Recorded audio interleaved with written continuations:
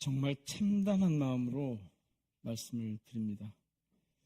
12.3 내란 사태, 짐승만도 못한 자들이 우리들의 이 아름다운 조국 대한민국을 나락으로 떨어뜨릴 뻔했습니다.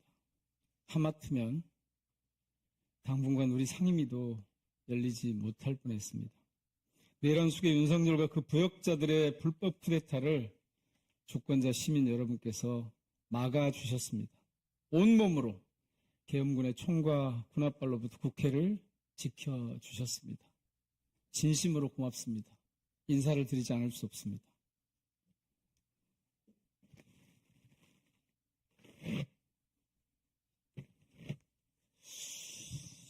위원장님과 의원님 여러분께서도 그날 밤 국민의 명령에 따라 계엄을 해제시켰습니다.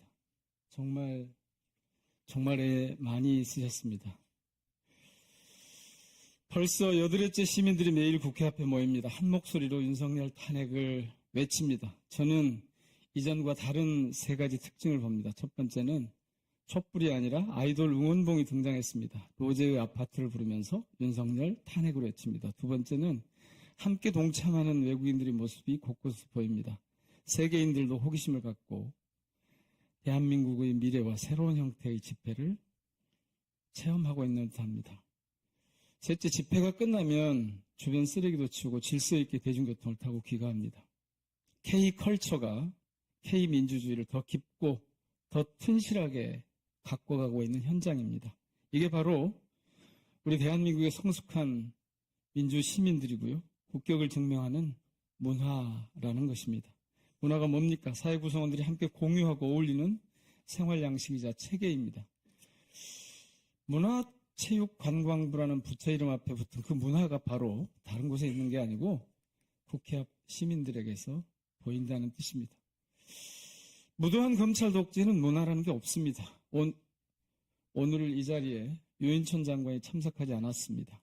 정부 대변인이랍시고 내란을 두둔하는 국민께 드리는 말씀, 호소문을 냈습니다.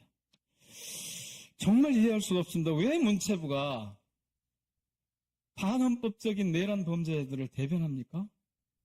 참담하기 짝이 없습니다.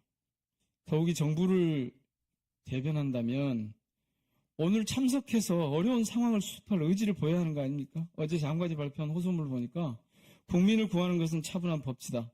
다수 의석을 보유한 정당이 자제를 보여달라고 했습니다. 위헌, 범죄 집단이 헌법과 자제를 보여달라면서 입법부와 주권자 시민들을 협박하는 것에 다름 아닙니다. 가만히 있어라? 어디선가 많이 들은 얘기 아닙니까? 가라앉는 배에 탄 아이들에게 지시하는 세월호 선장 같은 느낌입니다. 어제 호소문 발표에서 유인천 장관은 윤석열 내란 동조자임을 스스로 고백했습니다. 호소문을 눈을 씻고 들여다봐도 관광문화예술 산업이 이번 내란으로 입을 피해를 살피겠다는 내용은 어디에도 없습니다. 본업은 잊었고 위법한 권력에 굴종하고 있는 게 아닌가 싶습니다. 유인천 장관이 지금 해야 할 일은 내란 동조자로 남지 말고 하루빨리 사퇴하는 겁니다. 그리고 주권자 시민께도 용서를 구해야 합니다. 위원장님께 제안드립니다. 국회 문화체육관광위원회 차원에서 장관의 빠른 사퇴를 촉구하는 결의문이 필요할 것 같습니다. 아울러 위원장님께서 내란 동조 세력에 대해서도 단호하게 진압해 주실 것을 요청드립니다. 우량 바로 제멋대로 권력을 부리며 함부로 날뛴다입니다. 누구 때문에 교수들이 도량바로를 올해의 사자성어로 선정했겠습니까? 내란 속에 윤석열도 제멋대로 날뛰고 있지만 국민의힘도 내란 동조 세력으로 제멋대로 행태를 보이고 있습니다. 12월 7일 윤석열 탄핵 표결에도 불참했고 오늘도 이 자리에서 국회를 거부하고 있습니다. 민주주의 후퇴의 주범이고 도량바로의 주체임을 스스로 확인하고 있습니다. 국회 출석을 거부하는 증인에게 강제 동행을 집행하듯이 법이라도 만들어서 정말 강제 출석이라도 시키고 싶은 심정입니다. 한덕수, 한동훈이 법에도 없는 2인 국정 공동 운영을 하겠다고 합니다. 이렇게 둘이 나라를 나라 운영을 책임지겠다는데 정부도 여당도 참석을 하지 않는 이 상임위가 말이 되질 않습니다. 적어도 여당 간사라도 들어와서 입장을 설명해. 오는 20일에도 저희 상임위 전체회의가 예정돼 있는데 이런 일이 또 일어나지 않을까 걱정이 태산입니다. 다시 한번 위원장님께서 단호하게 이 상황을 대응해 주시기를 요청드립니다. 고맙습니다. 예. 양문석 위원님 말씀해 주시기 바랍니다. 예. 정부 조직법상 정권 대변인으로 호소문을 발표하기 전에 출판 간행물 사무를 관장하는 장관으로서 언론 자유에 대한 고민들을 먼저 했어야 합니다. 그래서 저는 박수현 의원, 조계현 의원이 말씀하셨던 대한민국 형법은 내란을 선전한 자도 3년 이상의 징역에 처하도록 규정하고 있으니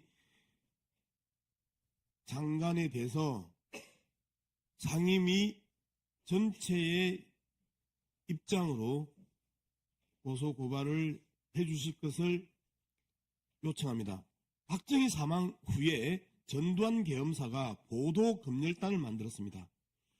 1981년 1월 24일, 1979년 10월 27일부터 계엄이 해제된 1981년 1월 24일까지 456일 동안 언론 보도 27만 7천 건을 검열했습니다. 아울러 933명의 기자를 해직했고요. 그 다음에 언론자유라는 헌법의 정면으로 위반하는 언론사 통폐합을 강제로 진행했습니다. 말 그대로 우리가 겪었던 1980년 12.12 친위 쿠데타 이후에 이 엄청난 검열과 기자 해직과 언론사 강제 폐간의 이 연속선상에서 이번 12.3 계엄을 우리는 쳐다보고 거기에 마땅한 대처를 했어야 함에도 불구하고 외려 야당 탓을 하면서 공격을 합니다. 그리고 문화체육관광위원회라는 막중한 국민의 대표 영역에 있어서 활동하고 있는 우리 국회의원들 그리고 대한민국 국회를 구성하는 이 국회의원들이 내란 공범으로 내란 부역자로 내란을 여전히 선동하는 그들이 있습니다. 지금 어제 제가 촛불행동 집회에서 확인했던 동영상을 틀도록 허가해 주십시오. 예. 예, 내란 공범 105인의 역적들이라는 이 동영상을 여러분들에게 보여드리겠습니다. 피눈물 나는 이 위기 상황에 앞서 많은 의원들이 지적하셨던 것처럼 만약에 우리가 문제를 저지하지 못했다면 벙커원이라는 데서 고문과 감금과 생명의 위협을 느꼈을 이 현상에 대해서 여전히 이 사태의 엄중함을 이해하지 못하는 국힘당 국회의원들에 대한 시민들의 발랄한 비판들을 보도록 하겠습니다. 들어주십시오.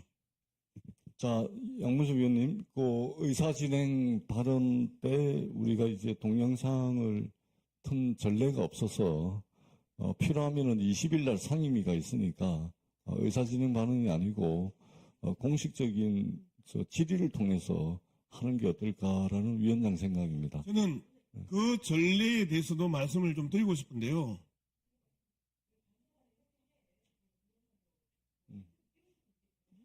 그러니까 의사진행 발언에 대해서는 아니 그 양문석 위원님 꼭